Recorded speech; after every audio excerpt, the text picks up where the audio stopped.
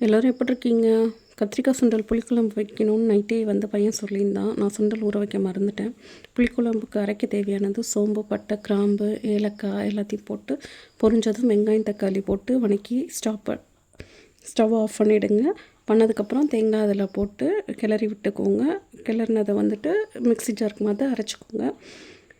தாளிக்க தேவையானது பார்த்திங்கன்னா, பேனில் ஆயில் விட்டு வெந்தயம் கொஞ்சம் போட்டு பொரிஞ்சதும் வெங்காயம், தக்காளி போட்டு வதக்கி எடுத்துக்கோங்க. அதுலேயே காயும் போட்டுக்கோங்க. கத்திரிக்காயும் நல்லா வதக்கி விட்டு அதில் மஞ்சத்தூள், மிளகாய்த்தூள், மல்லித்தூள் எல்லாத்தையுமே போட்டு சால்ட்டும் போட்டு தேவையான அளவு உப்பு போட்டு தண்ணி ஊற்றி வேக விட்டுக்கோங்க. கலந்து விட்டு நல்லா காய் ஒரு அரைப்பதம் வெந்ததுக்கப்புறம் நீங்கள் அரைச்ச விழுதை அதில் கொட்டி நல்லா கலந்து விட்டு பச்சை வாசம் போகிற வரைக்கும் நல்லா கொதி வர வரைக்கும் நல்லாவே கொதிக்க விடுங்க. காய் நல்லா வெந்ததுக்கப்புறம் நீங்கள் கரைச்சி வச்சுருக்க புளி தண்ணி ஊற்றி பச்சை வாசம் போகிற வரைக்கும் கொதிக்க விட்டு இறக்குனீங்கன்னா புளிக்குழம்பு ரெடி. டேஸ்ட் பண்ணுங்கள், நல்லாயிருக்கும். Happy cooking.